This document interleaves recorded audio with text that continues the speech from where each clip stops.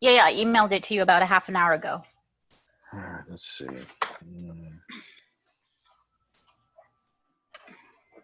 Yeah, about 6 o'clock I sent it.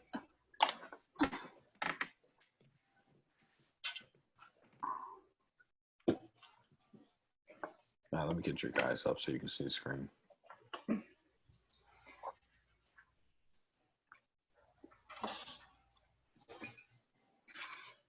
All right, so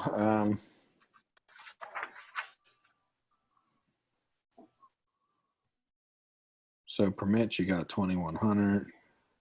Let me see if I can make this bigger. Imagine I can't see it. You guys probably can't either.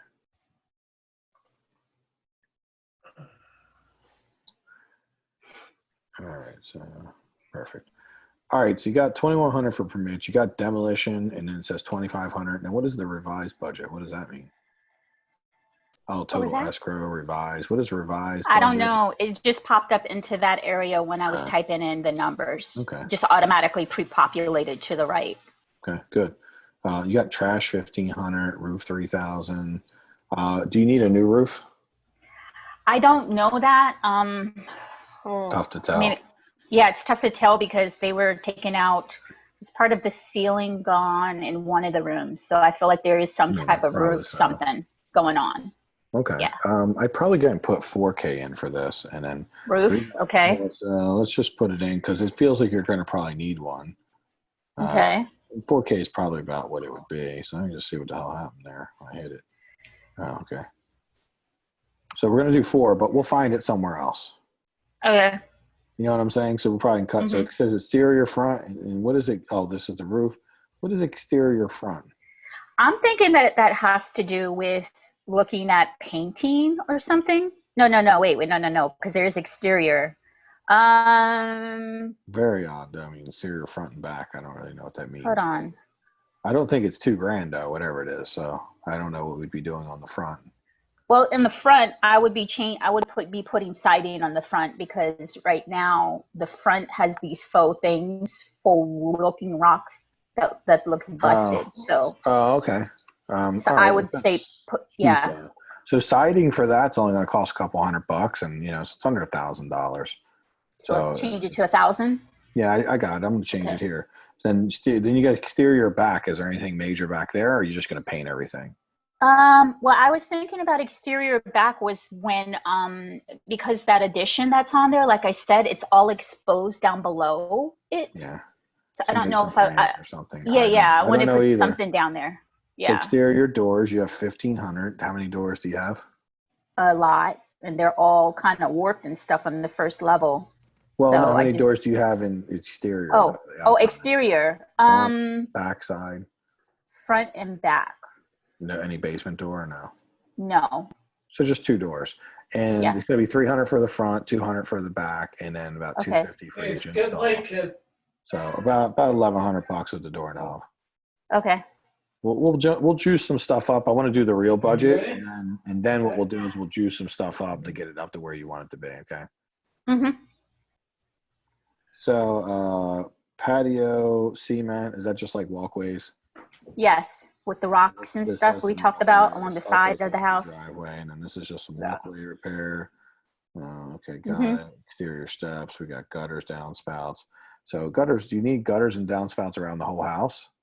I think maybe probably the front. The front had weeds and stuff. I don't know if it could probably be cleaned out or whatever. I don't know. Make that a little more, just so we have a little more. And then it says joists.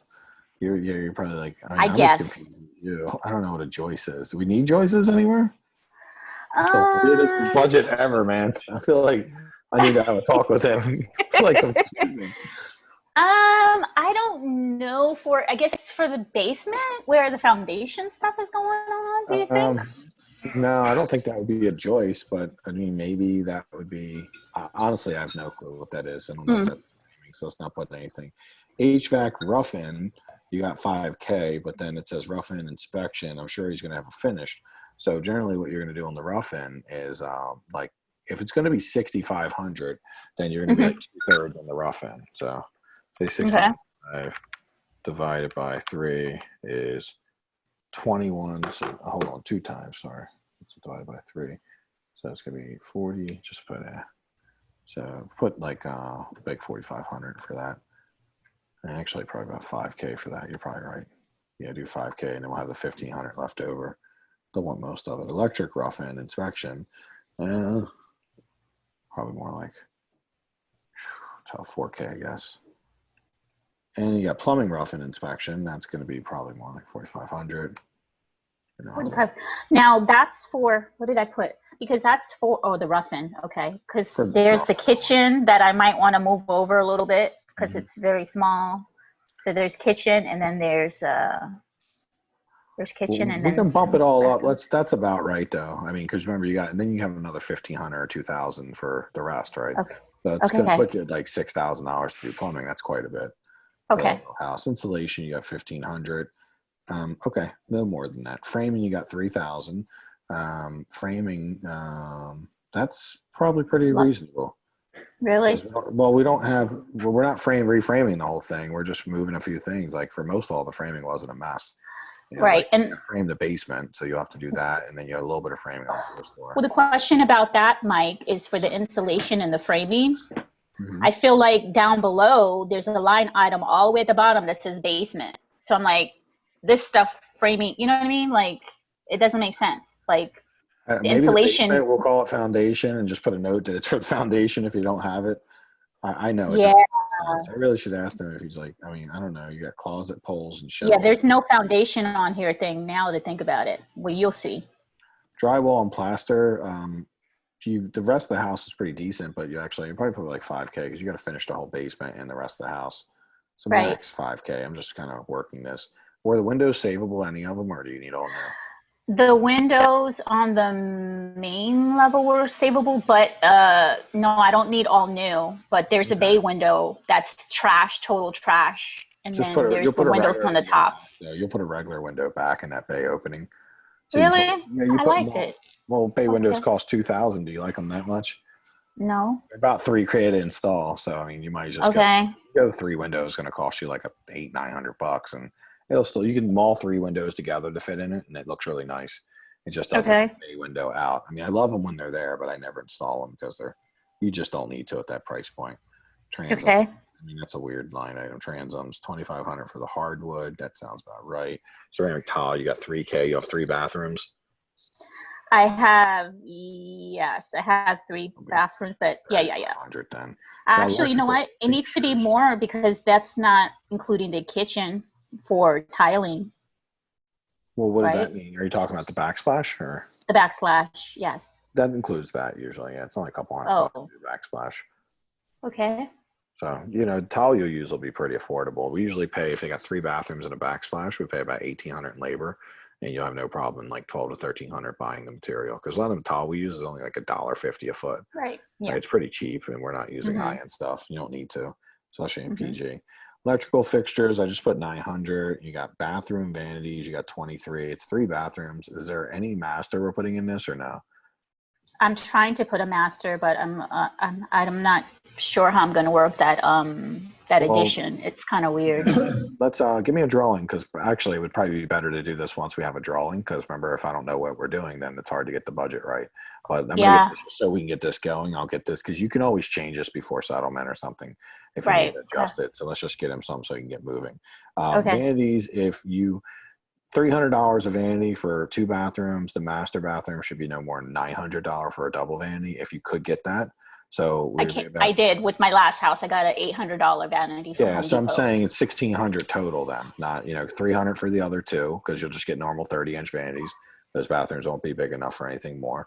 And then the basement bathroom was going to be big. I was going to put a double vanity down there. Should I not do that for 2 bedrooms down in the basement? No. Okay. Double vanity only in the master suite.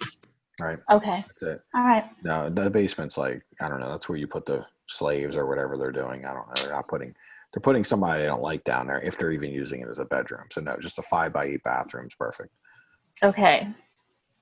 And the master is the only, that's the husband and wife. They're really the only ones that make sense that would need a double. Everyone else is a guest. If they made it to the basement, they're a guest. Right. They're not like the people paying the bills. Right. Kitchen cabinets. Here's one way you can save a lot of money. Is we've been getting the kitchen cabinets from Home Depot Quick Ship instead of current cabinetry. And Really? yeah, it was literally a kitchen that they gave me an estimate for $2,900. I got for $1,400. Oh my goodness. They're only 30 inch, so they're not going to look super high end, but they're white shakers, and I would probably suggest using them on this because I don't think you need anything more than that. That'll cut your price down about $2,000, and it's going to help. And again, we are going to go back and juice all this up. So maybe, well, forget this because this ain't even really our real budget. So at some point, we're going to just kind of make this work. You know, could you say it again? The Home Depot kitchen. What's quick ship? It's quick ship. Yeah, it's a quick ship. You can get it's like a couple day order, and it's like in stock. You wouldn't probably put it at your price point. That wouldn't be for you. Oh, okay. Because it's not. It's a little too cheap for you, but it's perfect for us at our price point. Like say 200, 300. I can use it for the rentals. It would be perfect for the rentals. Yes, that's actually what I would use it for. So if you go to the Pro Desk and just say I need your cheapest white shaker cabinets, and if you have a managed account, then just say I'm looking for like I have a quick ship program that I've worked out a deal. And the last two houses I've done, one was like $1,150 and one was $1,400. And it was insanely cheap. I had a hard time even understanding how they could do it that cheap. So interior doors, you're going to save some. You're not going to use all. So let's just go through that. $2K in. Trim package $2K just to be safe. Interior paint and primer, usually 20. Well, this is everything. So I guess 35 is good. Good for good. Well, hold on. That's not. So see, he's got more than one thing. That's so confusing. So interior paint primer. Like, I don't even know. This makes no sense, but whatever. Okay. 1,500. Like, please don't use this as any kind of tool to run your rehab. Like, right. We're trying to just line up as much as possible for him. Right. But this thing is pretty insanely bad. That's all good. You got carpet, you got flooring, carpet, other. Is that, we already had hardwood somewhere else, right? Yeah, we did have hardwood somewhere else. So we need carpet in the basement and the top floor. Okay, should be good. This is, I'm surprised he could work off this. And you just got basement. Like, I mean, we're going to go ahead and make the basement 10 grand. And well, that's what I'm saying, like 10 grand. Oh, about foundation. Gotcha. Yeah, and just put foundation next to it. Let him know you're going to have a place for it. You got to, you know, what are we going to do otherwise? And then also, you know what, make it 15 grand and put waterproofing in there too.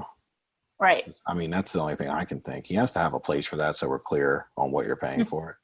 Right. Also, so he's clear you have it in there. Fencing, 500. Then you got exterior landscaping, grading, seating. You're going to need cut grass and all that, so about 1,000 probably. Punch out's fine. Cleaning, 600. I mean, you pay somebody like 400. Miscellaneous contingency, 8,500. You're only at 70K. Okay, cool. Let's fix this now. Now that we got it, we know now we want to juice everything up just a little so we can get it to the 85K.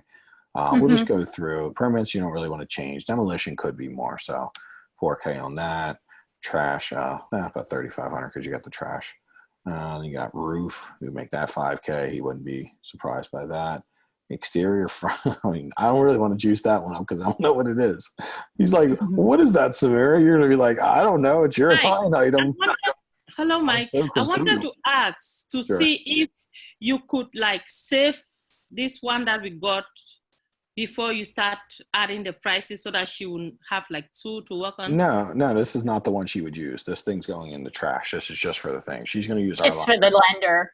This is just for the lender, and otherwise, no, we're going to give her this, and then the lender is going to get this, but she's going to do her real line item budget because this thing is all over the place. I couldn't coach you with this because I would be too confused to coach you, and we'd be on the phone trying to like hack it out and figure it out, and we don't want to do that. So we're just adding a little bit on everything, and you know, it's all just so we can get this closer, and you just even adding like, you know, just a little bit here and there, it makes all the difference. Hardwoods. Oops, I can get my bay window now. Awesome. Huh? I'm just playing.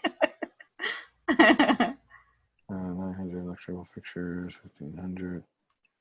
Humanities, 2K. I mean, believe me, I would imagine he's not that detailed if he wants you to do this budget, so I don't think he's going to call you out on too much. So, 4K. What are we at now? The number at the bottom. We're getting Yeah. warm. Okay.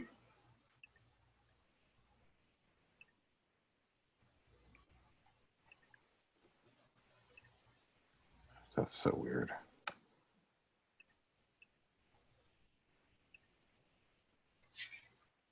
You see, like when we run the real budget, I think you're going to be happy because I'm having a difficult time getting. Put 1,000 for fencing. Put 1,000 for fencing.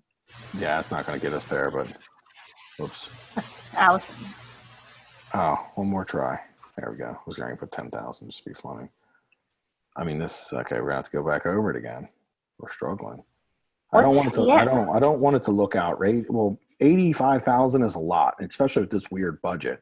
There's like 50 things missing off this budget is why it's not coming up. Like there's so many things we need to put on the real budget that isn't in here. So I'm just trying to sit in here somewhat.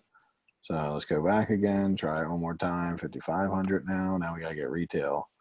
Let's do 1,500. Yeah. Okay. Exterior doors. Then we could probably think 1,600. That's all seeming fair. 5K for roughing. Probably 5,500. All right, let's just do it that way.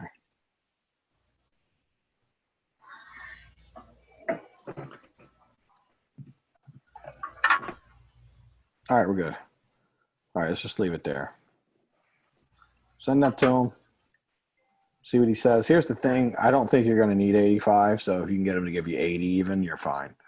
So you're good to go either way. I got a feeling when we're done the budget, it's going to be lower than we expected, but I would think it's not going to be above 80. Mm-hmm. What was the name of your street? This is close. That's right. Okay, cool. Oops. How big is this house? Tiny. Oh, okay. I mean, like maybe 1,300 square feet. Yeah. Mm-hmm. But the basement is totally trashed. Yeah. You got a foundation issue on some stuff. Yeah.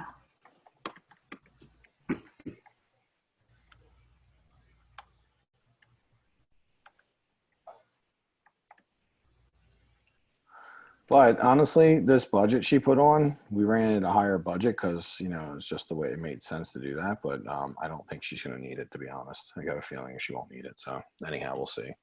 I don't have as much detail on it, but I have a feeling once she does the budget, she'll be happy with it. It's a Cape Cod. It's only like 1,300 square feet. I mean, if you did everything in the house, 85K, there's like almost nothing you couldn't do for that price on a house that size. So we'll see. Mm-hmm. But let's give this to him so you can get going, and then we'll detail it out more once we get the drawings, and we'll do a real detailed budget.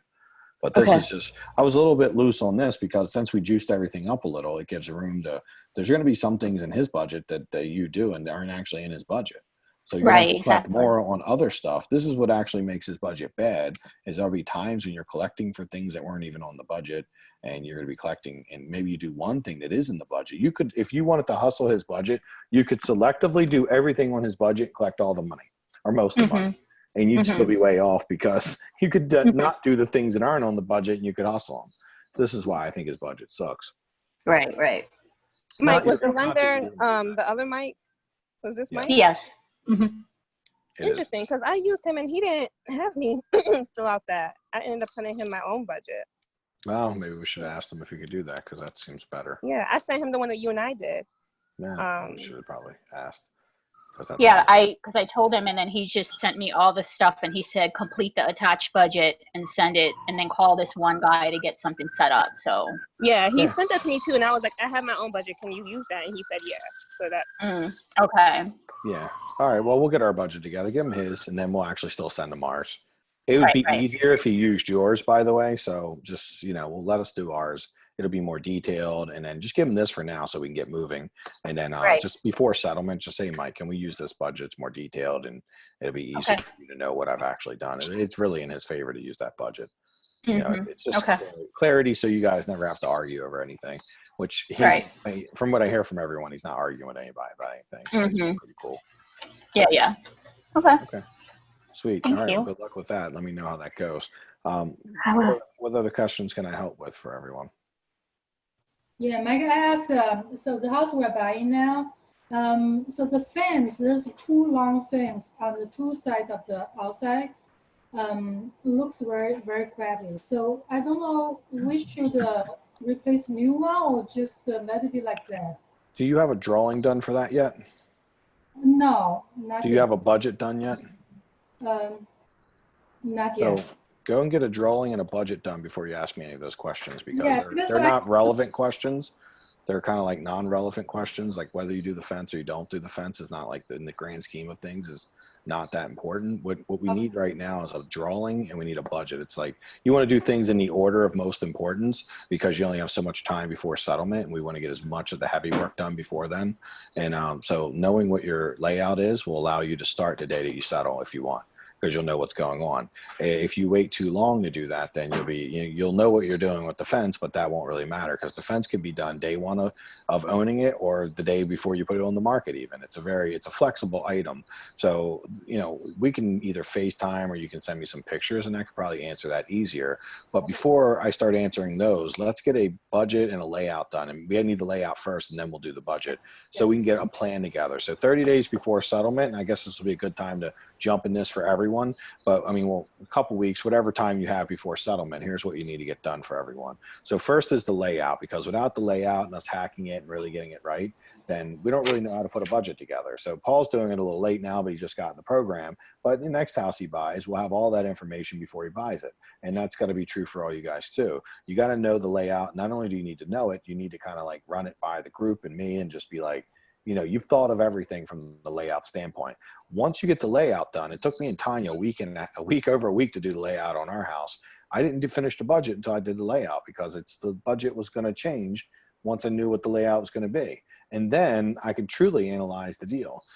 So let's get the layout done. If you send it to me, I'll work it with you and we'll really get it tight and we'll get a good overall of it and making sure we feel pretty good about it. And then we can line item the budgets. As we're line iteming the budget, you'll have questions like, should I do the fence or not? And as we're line item, we can answer all those questions and get extremely clear. So those two things, I would say the layout and the budget, really important. Then the next thing after that, once those are done and I've approved it and we feel like, okay, we got a really solid plan on this, the next thing is going to be your design plan. Okay. You want to get a plan together and you want to put it on paper. I could share with you one of Tanya's design plans. Obviously, not for you to use it because I think it might be a little different design than what you do, but it would be just to show you how we map it out, right? How detailed we are in a design plan. The design plan is highly important that you do it ahead of time because when you do it ahead of time, you're going to know everything you're doing and you're going to be able to shop the stuff, right? You're not going to pick things on the fly. You're not going to pick things impulsively. You're not going to pick things when you're in a crunch. You're going to pick things well before you need them. You're going to be very proactive.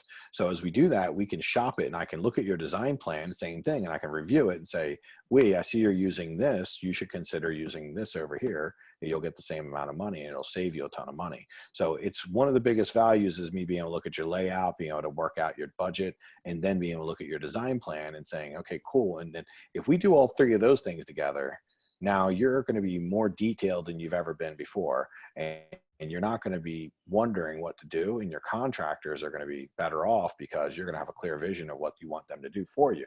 So this is like how we start every flip if we want to start in a healthy way, right? And some of our design plan might be you sending me comps and me studying what's going on in the market and seeing how people are designing some of your other homes that you'll be competing against. So, like I think we talked about this before, the design plan should never be your taste. It should always be based on what other people is working for other people, right? When I first started flipping, my flips were what I thought looked cool. Then eventually when I got really good at flipping, just probably 4 years ago, I stopped doing what I liked and I started looking what was selling off the market super quick. And I started taking it, and imitating that. Because see, anything that was off the market super quick and consistently I could see people liked, then, and that required me getting with a designer and being really smart about it and just being real strategic. And once we can have all that planned out probably before settlement, if you work really hard at it, you stay focused. But if you're thinking about like the fence and other things like that, then not so much, because the fence is not going to be very expensive, right? We don't want to worry about $1,000 item when we really need to worry about the $100,000. Where's that going, right? The $100,000 that we may be spending on the renovation. So then we'll know sometimes whether we do a fence or not might be dictated by how much money we do have or don't have. right? If we have to cut some corners, then it could be the fence in the back. But we wouldn't want to cut it in the kitchen or the master bath or the areas that truly matter. We might decide like we don't really have money for a fence, and we'll look at comps and decide we might be able to still sell this, but not doing a new beautiful fence. So for me to answer the question, I need so much more context than I would currently have. That's why I'm saying let's wait on that and let's get detailed on all those other things first. So layout, budget, design plan. Let's get all three of those things really worked out well. And now you can really get smart about how you're going to do this flip. And if you put this amount of energy and time into those three things, you are in you're ahead of the game for sure, right? Not many flippers are doing that. I used to pay a designer $1,000 to do that for me. And she worked with me for 18 months. She would do it on every house. I'm talking like it was her full-time job almost. Eventually I just kind of learned how to do it myself. I'd always liked design. I know you're a good designer and you like design too. So this gives you an opportunity to take your current design skills and then hone them and get them working for your buyer, like who's buying the house, and let's get them focused in on the buyer who's buying that house. And because that's what a designer does, by the way. It's not designing for your own taste, it's designing for what other people's tastes are. That is like the next level of designing, right? It's when you're doing it for other people. So let's look through it and like plan all that out. And then once we plan it out, then the next thing we can do, and I think the next thing to do would be just the work schedule, right? Just start saying, okay, here's our workflow, here's the order we'll do things, and here's what we'll start creating. If you can do those 4 things for me, then it's going to really help get you honed in, and I can answer any questions you want along the way, but they're not going to be all that relevant until we have those 4 things in place. Does that make sense? Yeah. Okay, so one at a time though, don't feel overwhelmed by it. Let's just start with the layout. Probably take you an hour to do, and then if you email it to me, I can work on it and print it out. I'll work on it, send you back what I think, and we'll do like we did on the last house. We'll just kind of work it until it feels good for all of us, right? Jeff likes it, and we all like it and think it's good. Okay, cool. Okay, awesome. You got a great house too. I really like your house, and so I'm excited to kind of work through it and make it. Design might even be relevant too, to like the style of the house you have, all those things. So we've got a lot we have to consider when we're doing it. But the more considerate we are, the better off we'll be. All right, well, cool. Who else has some questions I can help with? I have a question, Mike. Yes. So have you had to do a pressure test before on the gas line? Yes. Okay, so that's the situation I'm kind of dealing with now. I had called BG&E out to connect the gas because I guess the pipe that connects to the meter from outside was disconnected. Mm-hmm. So when I called them, of course, at that point I had already did demolition. So they're looking at the work that's being done in the house. And then they pretty much told me I had to speak to the design team. Told me I had to go through new construction, and I spoke to the design team, and then they sent somebody out to the house last week who pretty much told me I have to do the pressure test. And then when I spoke to the lady from the design team again, she told me that they won't connect it until after I do the pressure test and after all the appliances and everything are in, then they'll connect the gas. Here's what I would consider, because I've dealt with this too many times and it sucks and it's never consistent. And I've seen it take months and can really mess your rehab up. I would actually consider, I consider probably changing everything over to electric. It isn't more expensive, but I don't know. I mean, so that's something that if you have gas in there, it's something that the plumber and whoever's doing the plumbing should know, that like the gas isn't up to working, and so how are they going to get it running?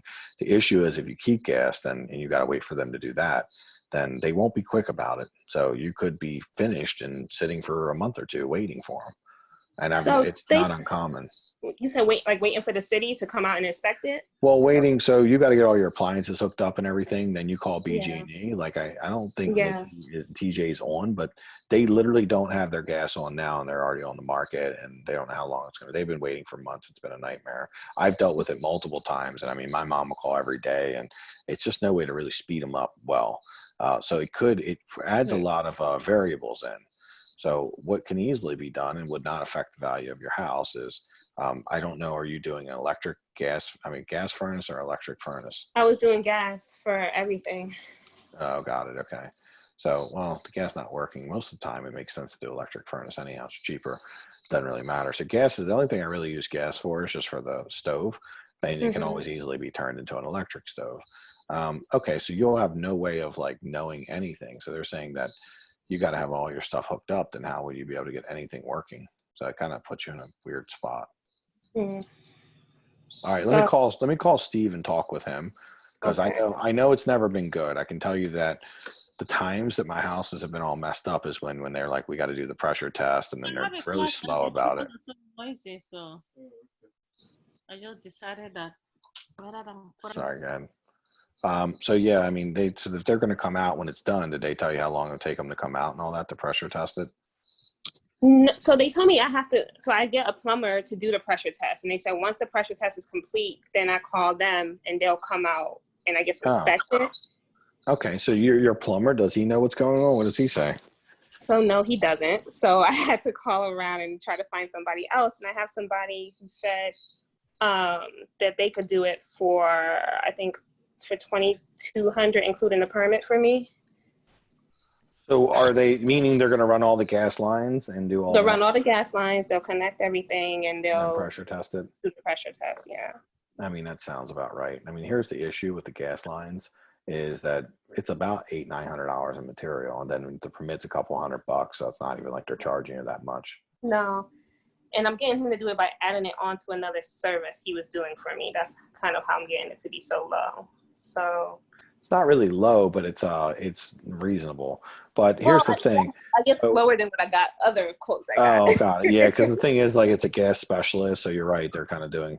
All right. Well, then I would say that's fair. And if you've already done everything gas, does that mean you've already have the furnace in? I have it purchased. It is purchased, though? Yeah. Okay, so you own it then. So yeah, then go ahead and do that then. What I was going to tell you to, if you didn't own the furnace, is just change it over. It wouldn't be a big deal.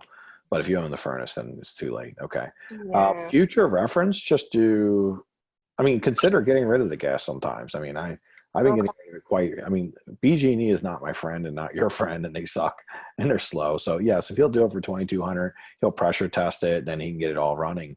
You don't really need gas to sell the house necessarily. I mean, we don't, but we will need it before we, as you do a home inspection, obviously.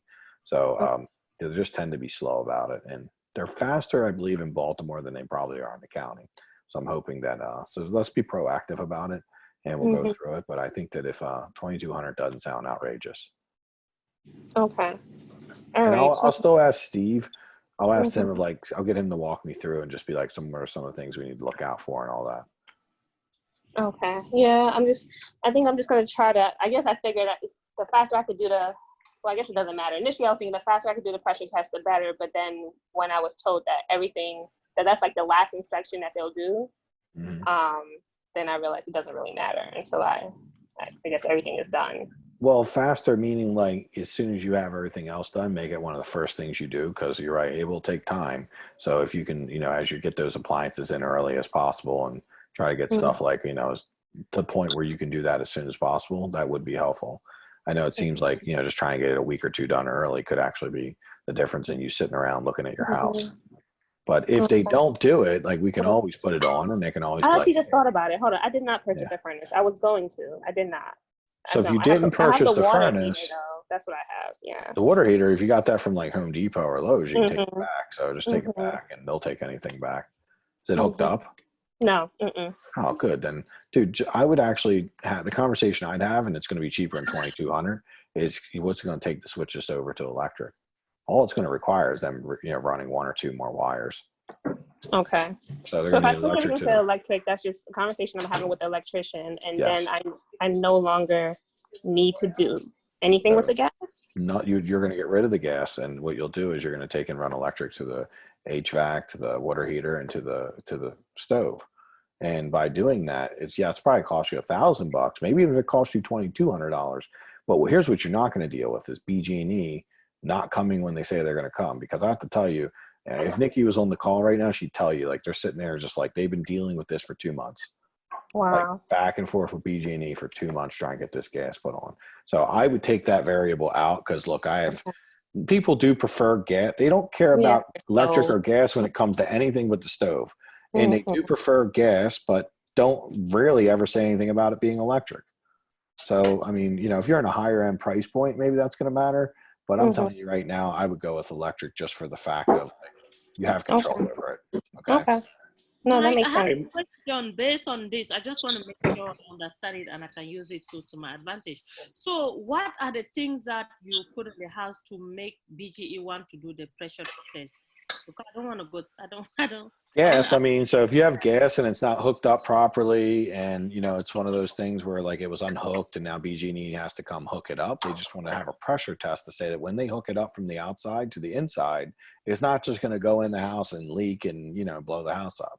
So that's what the pressure test is. It's essentially them testing the inside. So when BG&E makes the connection from the outside to the inside, it won't be leaking anywhere. So that's why they do a pressure test. So if the gas has been turned off or unhooked or, you know, and basically it sounds like hers is just not working right or something, well, they're going to want you to do the pressure test because they know you're doing work in there and they want to make sure it's all good and they're not going to just hook it up and flow right into the house. So all you have to do is get rid of gas in general. So it isn't what are the things. If you have gas, they're going to want a pressure test. If it's inoperable, but they might not want it if it's kind of already hooked up and good to go. They might be fine. You'll see. But if you do all electric, it's not uncommon. We do all electric all the time. I actually do all electric except for stoves in almost every scenario because it's just electric furnaces are cheaper, saves me some money. It's like $200 cheaper. If you do it and just have gas for the stove, they are not going to do the pressure test? No, they'll probably still do it. And you could be, I wouldn't do it is my point I'm making with her and you is if you know that they're going to make you do a pressure test because the gas is not hooked up properly. And this is something you should be asking your plumber who knows how to do gas. Hey, is the gas operable and is it working? Because if it is, then they just cut it off and it's good. But as soon as they hook all the gas up, they just turn it on and it works. But if they're like, hey, we turned it on, there's nothing coming out, that means BG&E cut it off. If BG&E's cut it off, or Petco for you, Glory, then you're gonna have to go to them, and when you go to them, they're gonna want you to do a bunch of crap, and they're slow about it. They're more slow at Petco than they are BG&E. Like Petco is like twice as bad, and BG&E is horrendous. I mean, it's like I've never like it's very powerless, right? You're just calling and begging, like, can you please come, please? Yeah, we'll see what we can do. You sit on phone hold forever. It literally will drive you insane. So if there's anything you can do not to go through that experience, I would say go above and beyond not to do it if possible. So I can just put everything electric plus the cooker. Yeah, for sure. I mean, you 100% Glory. If you did that in your house, it would not hurt your value. Would I tell we to do that? Probably not. She's selling like a $700,000-800,000 house. So I'd probably be like, that price point, they probably would expect you to go ahead and do what you got to do. But her house is nice enough that she won't have that issue either. So it won't be, if she has gas, then she'll have it and it won't be a problem. She won't have to do a pressure test or anything. When your houses are so beat up like that, and that means it might have got unhooked for safety. And then before they'll hook it back up, they want to make sure everything's safe. Okay. Yeah, and they also said something about it being not used for over a year. Yeah, that's when they do it too. Yeah. Gloria, you're a candidate. You could run into this. So Yeah, you should.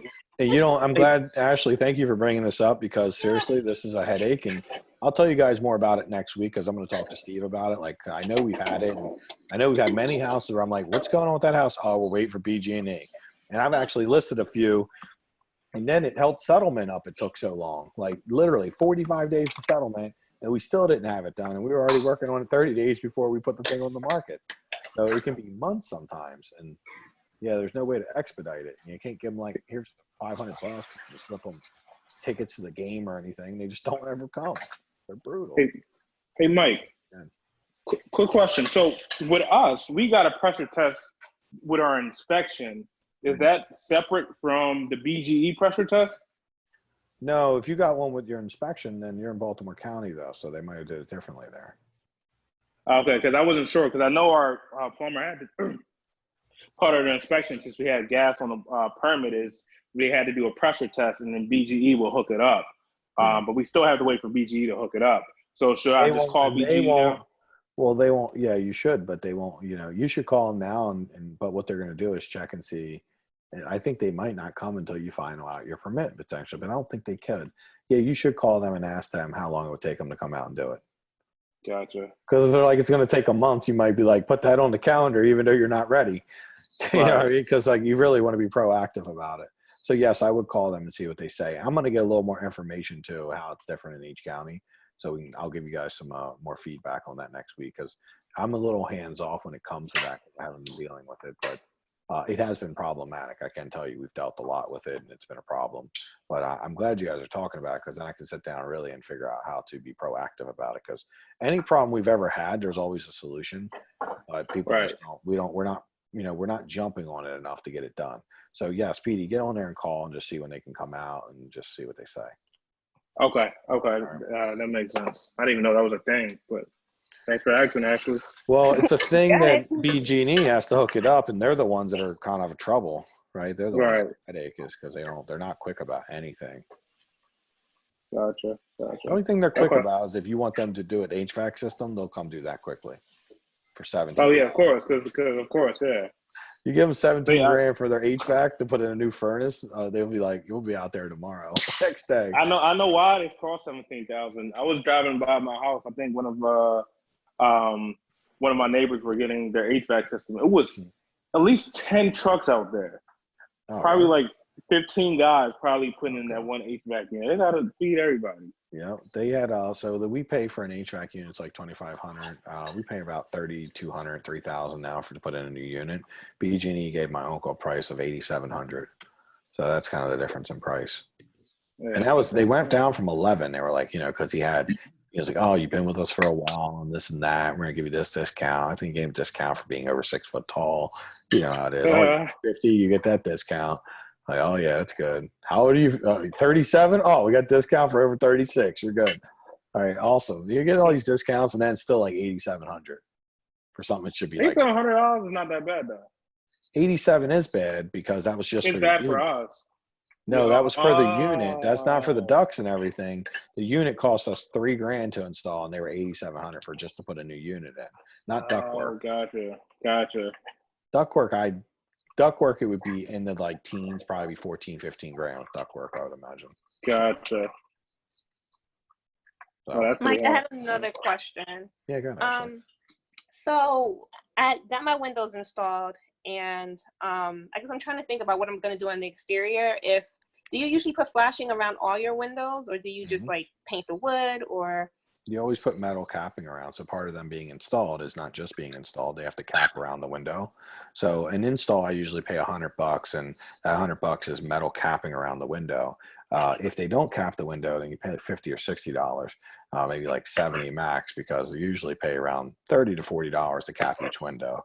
So because it's not easy or hardest part, it takes as long to cap the window as it does to install it. So, it's capping is what makes it look nice. So your windows currently have that wood around it, but they'll just take metal and cap around that wood and then caulk it all up and make it look nice is what they would do. So metal capping is different than flashing, correct? It's the same. It's like we might call it flashing. They might call it capping. It's called metal window capping, but it comes in a roll. It's like this big, and they just bend it and put it around and make it look nice. So it's and it kind of is this. It's the same material as flashing. So I think they're just using a different name for it. Okay, so I guess I got screwed on that because he didn't do anything around it. And when I questioned him about it, he told me that I would do that when he pretty much said that I don't know, whatever. Long story short, he didn't do it. So I need to figure that out now. Well, so, okay. And if anyone ever tells you something you're not sure, if you have a hint that it don't feel right, just text me and I'll just give you the answer. You can text me anytime.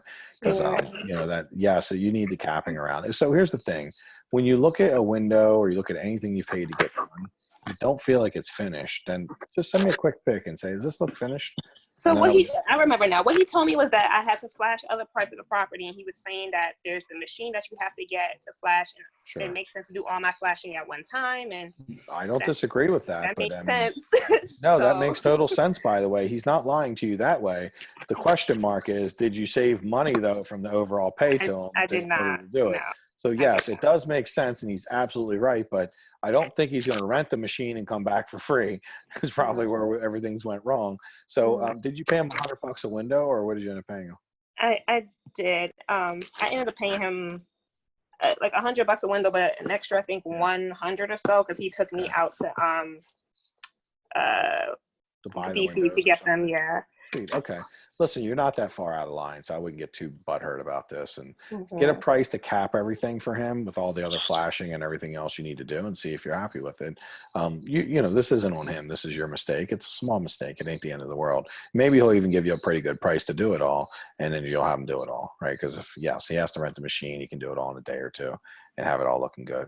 But that's how I would handle it. So I would almost act like, you know, I wouldn't go after him and be like, you owe it to me, because you pretty much gave him the money at this point. But, yes, but if most people will cap the windows for about $30 each, and then whatever other capping. So maybe you can work out a deal with him where he caps everything and makes it all look good. Okay. And then next time you'll know, like, pay less if they're not capping it. Yeah.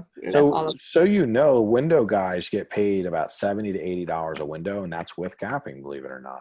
I pay my guys $100 because I'm generous, and I used to have a guy who was really good, and he passed away. He was my friend, and he always would make the windows look beautiful. And I had a guy at 80, and I used him because he just was awesome, and he always showed up, and you know, he's just a good guy, and he always went above and beyond. His caulk looked really nice, and I feel I was paying for a little better quality work.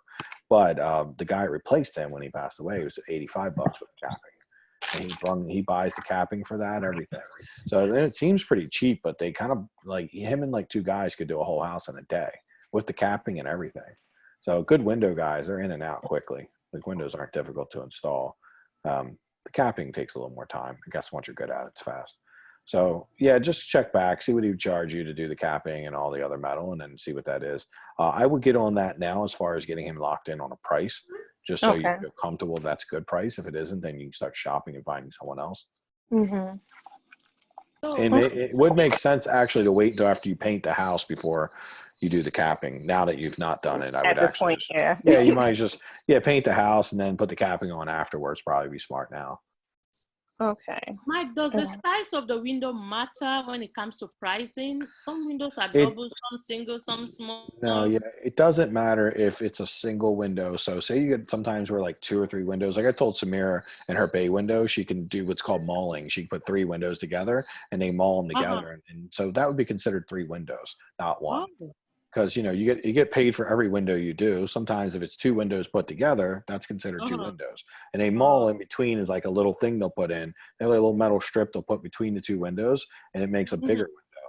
They'll never make a window super big because if it's big like that, it's not structurally sound, and it like bends and warps and all that. So if you get a really big opening, they'll tend to do 2 or 3 windows put together with a small space about that big. That's called mauling. Small basement windows, do we still pay $100 for one? We do. I mean, that's part of like, and also for a bigger window, we pay $100, and it kind of works out for them. But yeah, I mean, if you want it to be a cheapskate, you could be like, I'm giving you $50 for the little window. It's still the same work to put the little window in as it is to put the big window in for the most part. So you could try to cut that corner if you want it. But yeah, because the bay window has the overhang and everything coming from the house, so I got to tear all that off. Yeah, you got to tear all that off probably.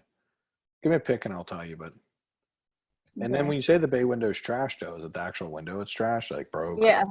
Yeah. So probably so. You'd probably have to tear that off. But you're doing the side and on the front, then it won't be a big deal. Rip it all off, reside the front, and you'll be fine. Okay. I don't feel like there was any siding. Oh, well, we had the front. That's right. We did it on the thing called front of the house. Like I was like, we didn't have anything in for the siding. Okay, got it. All right, we're good. We'll figure it out. Hey, Ben, what's up, man? Did you get your money? I guess I should ask you that before the call, just to make sure. I'm sure you haven't heard from you, so I'm assuming you got it. Yes, sir. Yes, I did. Thank you. Worked out. You're welcome, man. All right, I appreciate it. I'm glad it went to the right place and not Nigeria on accident. I've been working on the 2 properties on South Fountain Green. The one, it'll take a little longer with him, maybe. I'm going to let him sit for a little bit. Him and his sister want way too much money. And he doesn't want to move off. He considered moving he went from 200,000 to 198,000. He thought that was a good move. Nice. Yeah. He seems motivated. He's like, I'm making these big drops of 2K. Dude, I would say anyone making a drop and it's not an increment of 5 to 10K is like insanely not motivated, right? They start dropping 1 in 2,000. That's like, why even do that? Yeah. I told him, I said, well, he goes there every day. He goes there almost every day. So I said to him, aren't you getting tired of doing this? Because he lives way out in Cecil County. It's a good hour drive for him. Yeah. And he said, yes, he is, but his sister didn't want to, you know, I said, well, where is she in all this? Who's taking care of this house? And he said, well, I am. I said, well, it seems to me you might want to give your sister a little nudge, you know, you're going to eventually get tired of this, you know. Wasn't one of them really cheap and the other one wasn't? Like one was like 119 or something? Yeah, the one that's 119, Kate and I went and looked at. That's like, what's 1,034 square feet. And that one I'm working on. That one, we put it into the Pro Deal Analyzer and stuff. I came up with close to, excuse me, on the repair estimate worksheet, the real quick one. I came up with about 70 grand, 500. And does that have a basement in it or no? I mean, like a full finishable basement? No, there's no basement. You walk through the kitchen. You can't really spend 70K then. That's going to be tough to spend 70K with just like 1,000 foot above grade. If you got that whole thing, you're probably, I mean, you could be at 70 max, like if there was nothing you were saving, like you were just doing all new. And that's not even, and that's not touching, like if there's something wrong with the septic. Oh yeah, for sure. And assume there is, by the way. Man, I feel like me and Alec were talking about this earlier. And basically, especially in that area, there basically anytime you have a septic and it's an older house like this is, you pretty much just need to put it in the budget, and you got to put 20 grand in the budget. So yeah, it usually kills the deals, by the way. Yeah, when I did the itemized worksheet, I came out a little better. I came out with 62, but that was without the septic. So you throw the septic in, and I'm at 80. Yeah, 80 sounds right, man. I would probably be like, I would think with a septic and everything, you'd probably be squeezing it in at 80. It generally is not. Look, I don't know. Ask Alec. Alec, what do we do with septic systems? How do we work those deals? Don't even talk about it, right? He's like, no, they don't exist. You're dead to me. You are dead to me. Alex it's a rule. He's done a lot of deals, like 75 or 100. I don't know. He's done quite a few deals. He's not new. And me and him were talking about this earlier on our one-on-one call, and he was like, yeah, we just never do septic systems. Would be fine. Yeah. Now, Nancy and Jim have had a really good run recently in Pasadena with 2 houses that didn't really have any major problems. But every time I'm in Baltimore County, I'm in Howard County, Harford County, always have a lot of problems. There's something about the clay content or something. I think in like Pasadena, it's a very high sand in the soil because it's near the beach and near water, so it's a more sandy soil. But there's a lot of clay content in Baltimore County. So I don't think I've ever bought a house in Baltimore County, Harford, or Howard County. Well, Harford County or Baltimore County that hasn't needed a septic system when I bought it, because they have perking problems too, Ben. So meaning like you could be like put 20K in for the septic, and here's what I've run into multiple times. It's got me crushed. Is the health department comes out because the soil is so much clay, it won't perk. It won't drain properly. Drain like so many inches per second or hour or whatever, and it won't drain properly. So they make you put in what's called a holding tank, meaning like you poop into a tank and it gets pumped out every month. The problem with a holding tank is it costs about $200 a month to pump out. Not a big deal, but it's an actual cost. So if you think about $200 a month on a payment, right, adding it as an expense, not everyone cares about it, but $200 a month is about $40,000 in buying power. So if a house is worth $300 and it has a septic, fine. But then if you take and put a holding tank, it's worth like $250, $260, $270 max. You're taking 30 to 40K off. And I've actually sold about 5 holding tanks in my life, not by choice, by the way. None of them did I buy with holding tanks. I bought them with regular septic systems, and they then made me do holding tanks. And well, you lose 40K off your ARV, you can't make money. And one of my worst, and that's another thing, was one of those in Harford County, by the way. I lost 55K on a deal, and it was a well I had a problem with, and I turned into a holding tank. And then the guy busted me right as I was done, made me rip everything out. Damn. Well, see, I never forgot you ever saying that when I don't know how long ago I heard you say that. I guess when I first, was meeting you. And when this all hit, and then when I told you, and you said, well, figure it out, put the price of this in. And Katie goes, Dad, why are we looking at this? I said, what do you mean? She goes, it's septic. I thought we all decided. I said, well, we can at least figure it out. And forget that it's numbers and stuff. Right? I'm thinking, you know what? Yeah, sorry. I should probably stop and move on. Yes, that's really the key to when you were telling me we're talking about like finding out, you guys are doing a lot of work, but you're not getting results, like the results you want, that's always because you're spending too much time on the wrong stuff, right? It really is something that if, look, Alex made it to where he is, he'll look at deals. He has a good instinct for where he should spend his time, and he has to, or he wouldn't be where he is. Like anyone who's ever been in the business a while, I always noticed they've either came with a good instinct of where they should spend their time, or they learned it. So if you come in and you're not, then you got to learn it, right? And spending time on deals where they don't make sense is the number one hallmark of failed flippers or failed investors, because they'll spend all their waking, like, think about the opportunities out there right now. If you wanted to look at deals that were just like okay, or maybe had a chance, and every Christmas you could win it, there's like 3,000 on the market right now that you could stay. You could go on for sale by owner and be all day long looking at that. We have to have a way of like delineating through all the crap, right, and then picking out the little special unicorns. And so how we do that, obviously, is we run really quick rough numbers and then decide where we want to spend our time, right? And anything that has a septic, fine if they were looking to get, like, I don't know, 70 or 80K, because I already know that house ain't worth that much. If you're putting 80K in it, it's probably only worth 200 to 230, just being 1,000 square foot, no basement. And if it's worth 230 and you're putting 80K in, run the numbers. You're going to need to buy the thing for 50, 60K.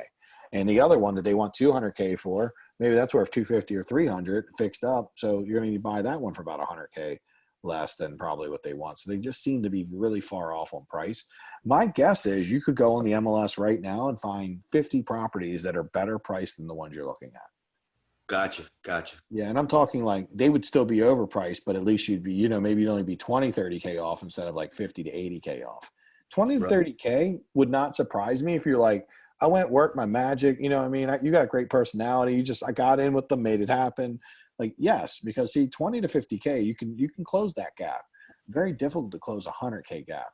A 100K gap like you're at right now would literally me be putting it on a piece of paper, probably throwing it away. But like, let's say I was getting very diligent and serious, I'd be like, let me check in 6 months. Because I feel like that you're going to need at least 4 to 6 months of them sitting before they're ever going to make a big enough jump. And honestly, you'd probably be wasting your time calling them back in 6 months. But if you wanted to, 6 months is when. So that's how I determine how I follow up with people, how far off I am. Somebody's 10K off, when do I follow up with them? What do you guys think? Next week. Yeah, maybe tomorrow afternoon, maybe next. Yeah, no, latest would be next 10K. week. I talked to him a couple times that day. Exactly. It might be like, what are you doing for lunch tomorrow? Let me bring over some donuts or something. Who knows? 10K is close. Like we're very close. We just got to be. There's like 50K. I'm going to give them like 30 days, right? And before I check in, and often I'll check in every 30 days for however long it takes for them to get in the right place to make that jump. And I know that can happen. That's worth me having a 3-minute call with them once a month for however long it takes. Because I know we can close a 50K gap as long as they don't owe too much, because they'll start hearing enough people tell them the same thing I told them. And eventually I'm the one following up with them. I'll get the deal.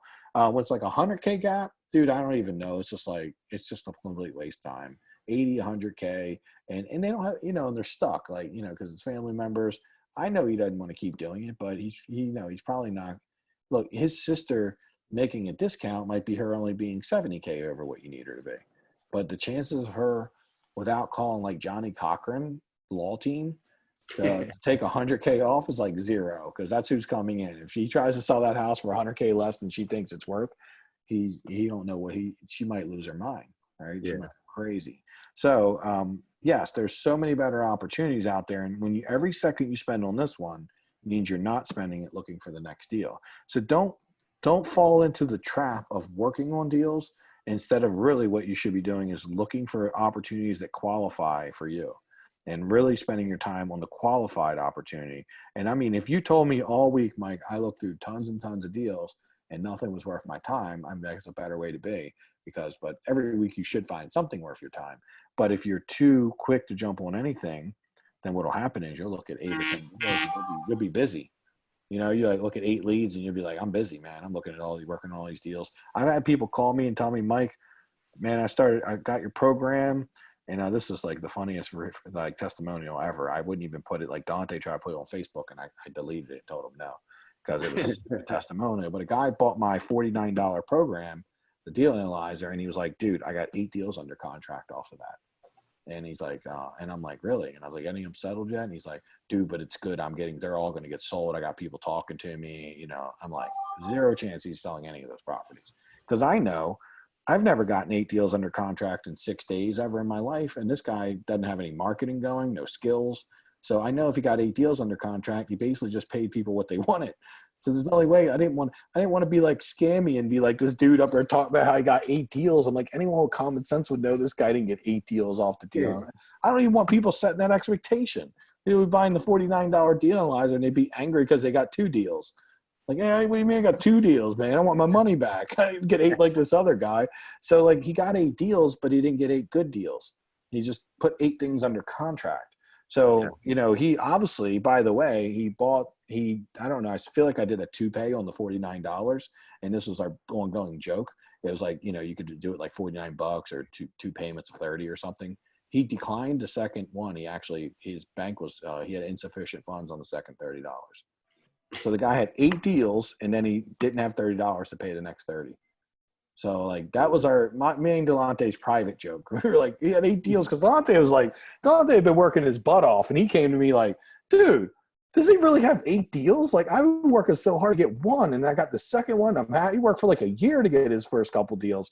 And he's like, this guy's got 8 deals, and I looked down and I said, Delante, you don't have 8 deals. Trust me. I'm not saying he's lying. I'm saying that he has 8 things under contract, but don't deals. That's a harsh word. Like that requires it actually making some sense. If he got 8 things under, so I mean, we get lists all the time from wholesalers to be like, look at our 30 houses we have under contract. I got one today. This guy Adam something, a hot properties list, and they're all awful deals. They're all like 50K over what they need to be. They make no sense at all. You seen the same guy? I don't even know how he got on his email, but yeah, everything I look at is like some of it's actually listed on the MLS. Funny enough, like it's not even like his real. It's horrible. Yeah. It's really bad. I mean, because in literally he'll send a list of like 20 deals. And I'm like, if they got 20 houses, it's not a good list. Now, people like Perry Hall investors, right? They spend $15,000 a month, and they'll get usually 1 to 2 new properties a week, and they're spending like 15, 20 grand a month to do that. And their deals are high, but not like this guy's, you know. So that's more of a real, like if someone's getting like 1 deal a week, 2 deals a week, they're spending a lot of money to do that. We spent $25,000 a month to get about 3 deals a week is what we were buying for $25,000 a month. So, you know what I mean? If you see 3 new deals coming out, so think about why I'm skeptical of someone getting 8 deals in 5 days, you know, that has no skills and is spending no money. It's nearly impossible.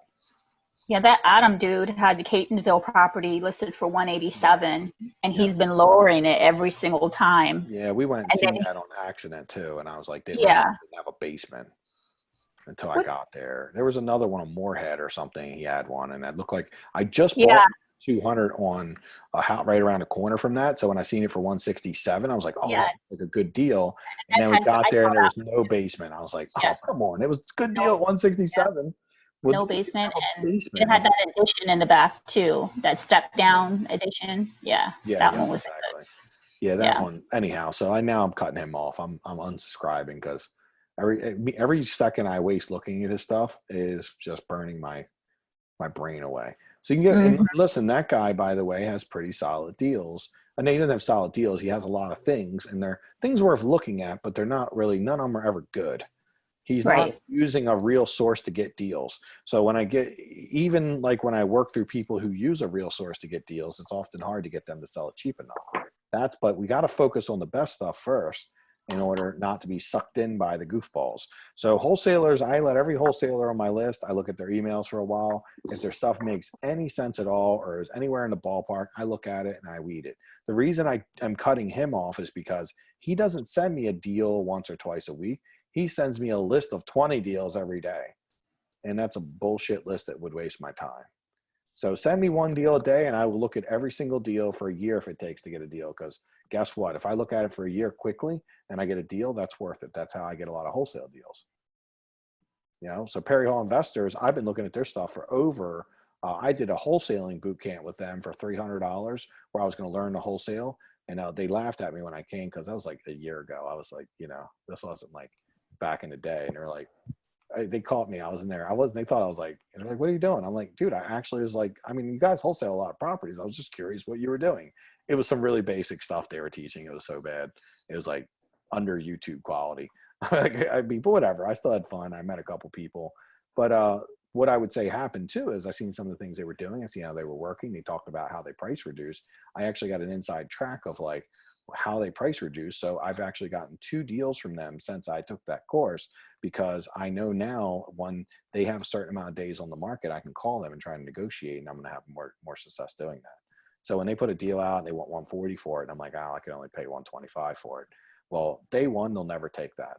But I wait 7 days and it's still coming out on the list. I'll call them then and I got a shot. I call them 14 days later, I really have a shot. 3 weeks goes by, I know they're gonna get desperate to get rid of the deal, because I know they generally have 45 days total. So around 3-4 weeks, they're gonna get hot to trot to sell me something. So if no one else has bought it, they're gonna have a really good opportunity potentially to sell it to me. So that's the tracking. And one of the deals I got personally, and one Marlo got one from too. So I think it's where his deal. Marlo, that's who your deal came from. Yeah, that's who your deal came from, Shane. So some version of Perry Hall Investor. I think it's like they all broke up or something. Oh yeah, Shane. Right. Yeah, Shane. So he's one of the guys that printing them. Yeah, so I mean, they're just marketing like crazy. They spend a lot of money every month on mailers and everything, and it's a big hustle. They got a lot of work they got to do, a lot of expenses, a lot of people, a lot of JV partners. It's like, you got a lot going on. Every once in a while, you can squeeze a deal out of them, begrudgingly, not easily. I think when they sell me a deal, they're probably almost like all sad because they realize they didn't find the sucker they were looking for. Unless I am the sucker and don't know it. I try not to be. It's a little harder these days with Tanya and Second Set of Eyes. But yeah, they saw me a deal in Ferndale and I paid like 73 or 74. I'm putting like 60 in it. It's worth like 220 all day. So I'm like excited to do it. It's actually a pretty decent deal. That was the one I think I was talking to you guys about earlier, where I told you I decided to put 2 bedrooms in the basement because I seen comps that were 250 versus my original 210. So I'm going to try to add, like, I'll have 5 bedrooms and 3 baths when it's all said and done. And I've seen some really high comps if I decide to add those 2 bedrooms. So yeah, I'm thinking about it. Well, I'm not thinking about it. I'm trying to do it. So we'll see, and I'll let you know how it goes if I get more money. It's only going to cost me about $5,000 extra to put the 2 bedrooms in. So I can't imagine I wouldn't get, based on the comps, it looked like the comps were like 40K higher. So I could. Mike, I'm sorry. What's it cost on average, in a situation like that, to add a bathroom down there, a full bath, like a shower and a bath? 6K or something. I mean, if you just need like a rough number, it's 5 to 6K. No Gotcha. more 7 or something. I mean, you could throw 7K. You put 5 or 7K in, you're fine. I mean, okay. One of my students, Sabina, she did rentals and she would just pay people $4,300 to do a bathroom, because often she wouldn't need to do a whole rehab. She just needed to do a bathroom so she could get it nice. And she would pay a guy like $4,300 with materials and everything. And he would just come in and do the bathroom. And these are like little teeny bathrooms, it would be like cheaper tile, cheap toilet, and it'd be $4,300 in and out. The guy would be done in like a week. It's not a bad deal. It's pretty cheap. I have a friend who's a contractor and he gets paid about 7 to 8K to do it, and he's making pretty good money. The contractors that are more retail are charging like 12 to 15K to do it, and they're making really good money. Another friend is a contractor, but he's more retail. He's owns the name of his company, like Maryland Builders or something. He does like $100,000 a month in marketing. So $100,000 a month. Yeah, he's spending $100,000 a month, but he's charging $15,000 to do a $4,000 bathroom, and he does that regularly. By the way, he loves it. He loves ripping people off. I mean, not really ripping them off. He charges them full retail, but he needs to get $15,000 in order. He spends 85 to 100K a month in marketing. He has a whole team of people doing SEO, doing like PPC and crazy stuff. So Beltway Builders is his name. I forgot it. Yeah, Beltway Builders. If you ever heard of him. Yeah, I've seen him. Yeah, sure. I hope you have. Everyone, Alec might have seen him from all the way in San Diego potentially for the money he spends. But yeah, he spends enough money. You should have seen him, because he's an interesting dude though, because he always likes telling me about how he went to his house and a railing was wobbly, and he's like, oh man, you need a special part for it. And you go to his van. He's like, I think I have it though. And he like charged him like $700. And then he sit in his van for an hour and ride up to get lunch and come back and be like, cool. And you like drill the screw in, and like a drywall screw, and be like, yeah, that'd be $700. He loves that. That's like his dream. Like he just loves doing that. He's an awful person. I'm ashamed to even say I know him. He's the worst. Doesn't he worry about karma? Oh, his karma is that every time I sit at a poker table with him, he basically loses a bunch of money to everyone. That's his karma. He steals it from other people, then the cards and the card gods all run against him because he's so bad as a person. It's like I've never seen worse stuff happen to anyone than him because he deserves it, right? He brings it. It's like the secret. He's bringing it into his life he rips everyone else off, and then he gets destroyed at the poker table all the time. He'll lose $30,000-$40,000 in a poker game before I've seen him lose. Whew. Not a very big poker game, like game you would lose 1,000 or 2,000 in. Somehow he's losing 30. Hey, Mike. Yes. You were talking about the insurance and NREIG. I was looking around on the net, and it seems there's a lot of complaints about not so much the pricing, but their administration and people losing money because they're not doing things right. Have you had any problems with that? Alec is using them, so he's firsthand. Yeah, I haven't had any problems with them. I've done probably 5 deals with them now. So pretty seamless refund at the end. Yeah, it's been worked out great for me.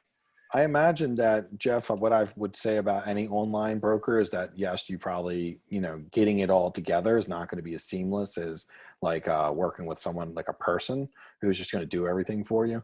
But you could be saving quite a bit of money. Like we might be talking like half the price. So it's probably worth like figuring out the tech piece of it and just filling it out online. Ray's doing the same thing. I don't know if he responded back. Let me see who he's using. Ray said he's using, he's using the same one. Yeah, National Real Estate Insurance Group. So it's actually for us. Yeah, Ray's using the same one now too, apparently. Okay, he's not using Next. Okay, well, that sounds like if Ray and him are using it, then I would say that's the one to use.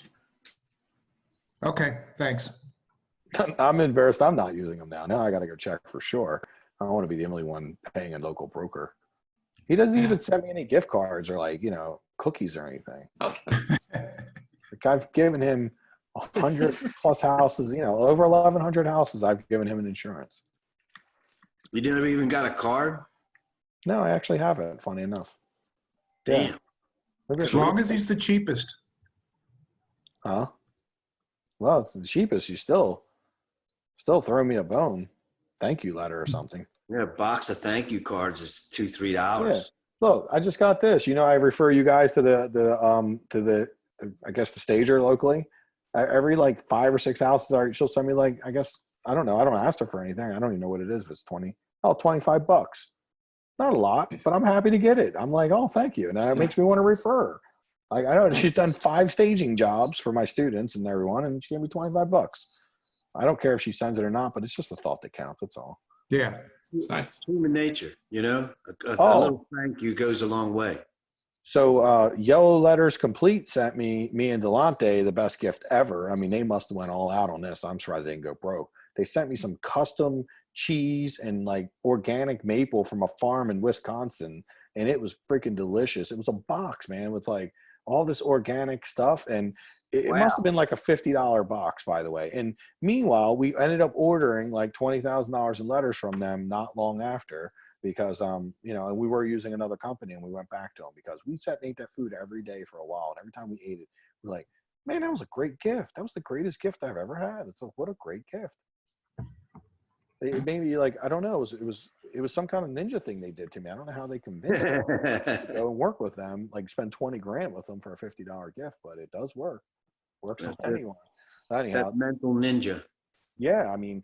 Well, one of the things for everyone who's working leads, like Alec, as you start working leads and stuff, if you have time, not always necessary, but on follow-up, one of the things we did when we were really serious about this, and one of the best close rates I've ever achieved on letters is about 18% close ratio.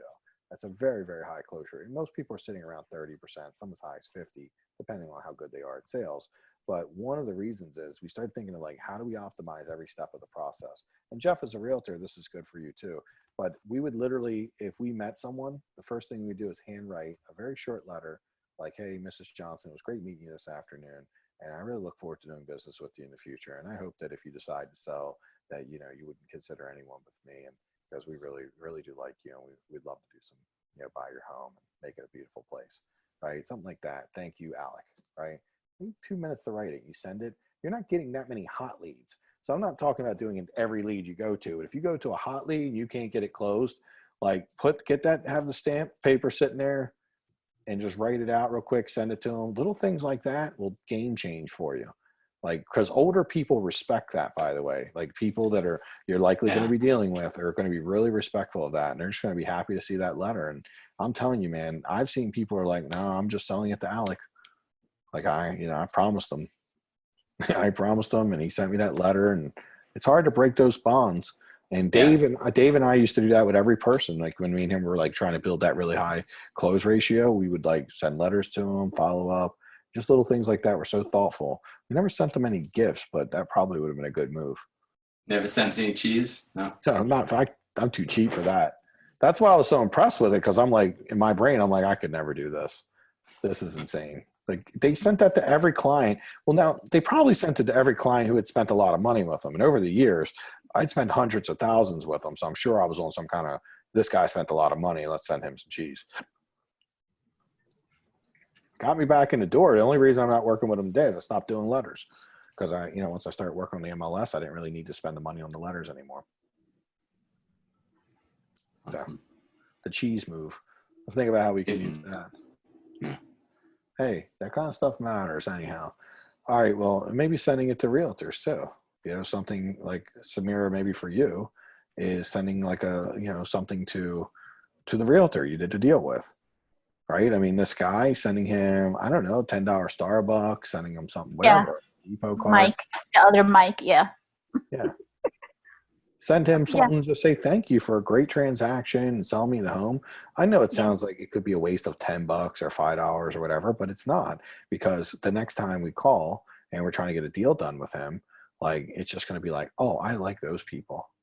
I want to work with them. They were great to work with. Because see, the one thing that other people won't always have against you is a relationship. And then once you've done a deal with someone, it's the ultimate relationship, because you now offer certainty. Like, if the deal went smoothly, you went to settlement, they look at like, I like Samir. Alec looks really good too, but man, that's Samir. I worked with her before and she was awesome. Alec sounds good though, but he ain't certain because I don't really know. I've never worked with him. So if it's between the two of you, I'm picking Samir because I work with her, as long as everything's been good. So I tend to pick people that I've had good transactions with. And when I don't have good transactions, I tend to do the opposite. I'm not like, all right, I ain't working with that person ever again. One lady called me recently and we actually accepted her offer. And she's like, I really look forward to doing business. It was a pleasure working with you on the last house, Summerfield. Now, the problem is Summerfield was like 3 years ago, and I can't remember if she was cool or not. I just can't. I don't remember being bad. But honestly, I probably wouldn't remember. It's been too many houses ago. So her saying how great the transaction is fully convinced me it was a good transaction. I mean, I guess I don't remember, but I mean, she was very passionate about like, oh, it was a pleasure working with your mom, and I just so look forward to working with you again. And we ended up doing. I mean, she had the best offer, but it didn't hurt that we knew her, and I guess we thought she liked her. I don't know. She could have tricked us into that. We'll see. It was pretty slick, whatever any way you look at it, it was actually very smart. Yeah. Cool. Do anybody have any questions before we go? Anything important? That's it. Hey, Mike. Yeah. Hey, Marlo.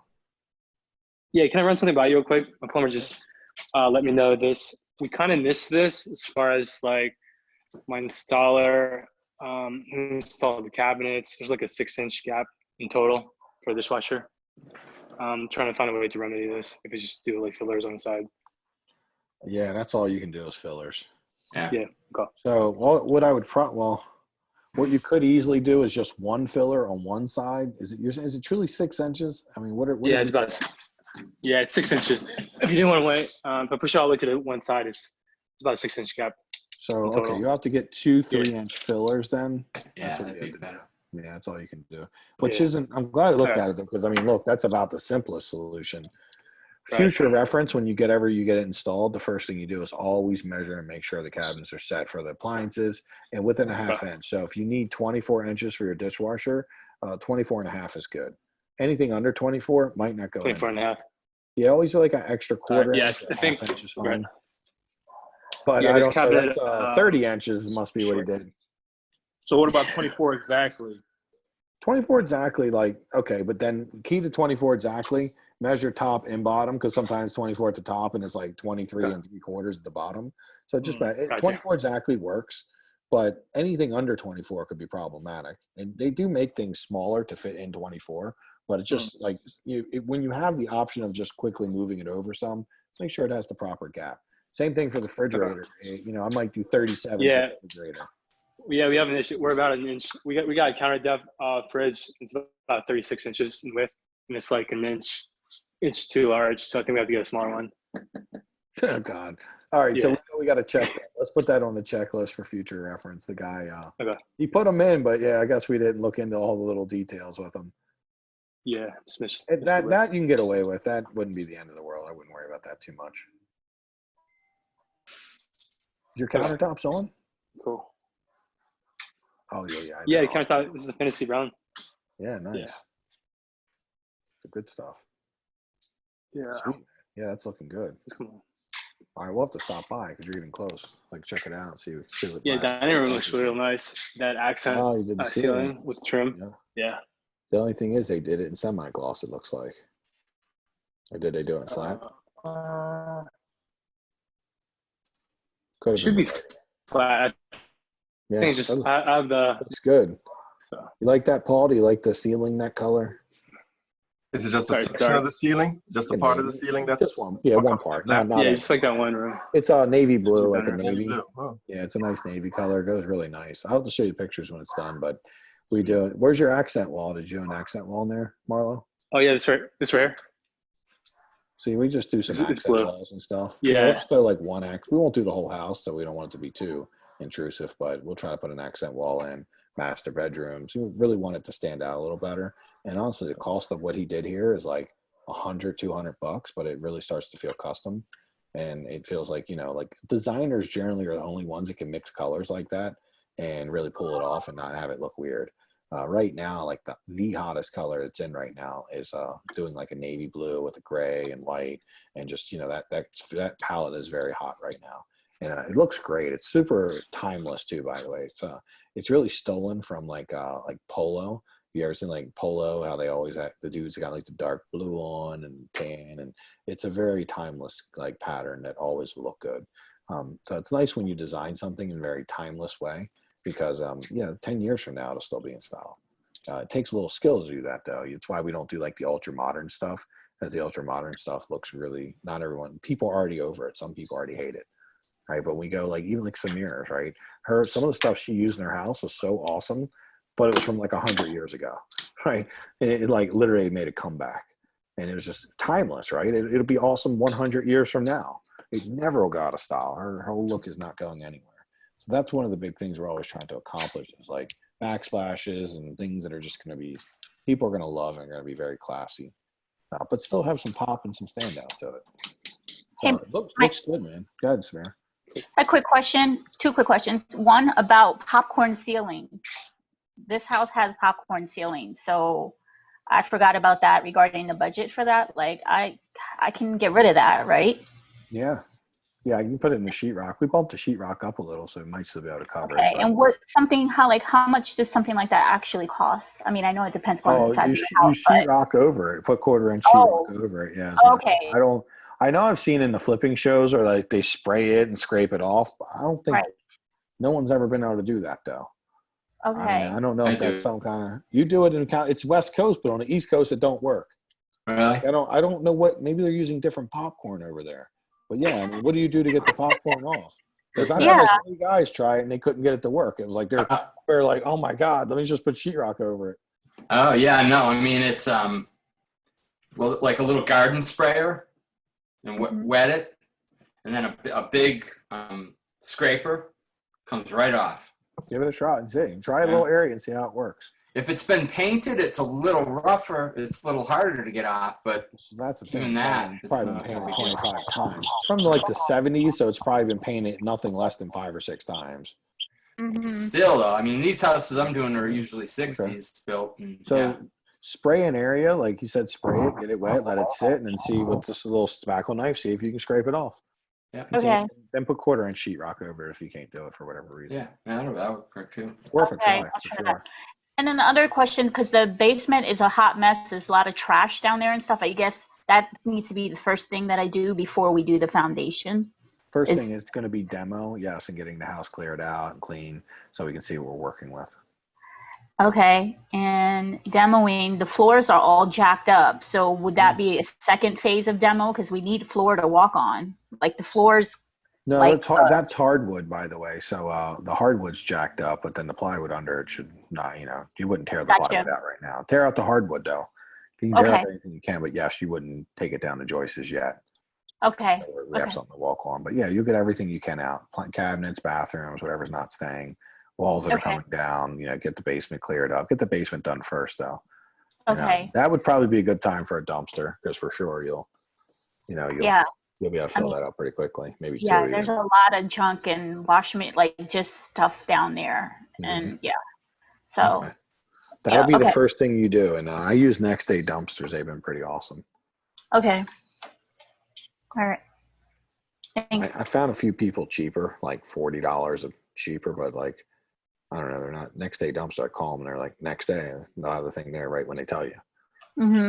Okay. I realize I'm tired of chasing dumpster guys around. Show up the same time as the tall guy, right? They leave at 12. All right, well, awesome. Everybody have a good week. And Marlo, what was I going to tell Marlo? I was going to do something, but I'll send you a text if I remember. It's probably not that important if I don't remember it. But everyone have a great week. If you have any questions, feel free to send me a text, and I'll see everybody next week. All right. All right. Have a good night. Good, Mike. Thanks. Thanks, Mike. See you guys.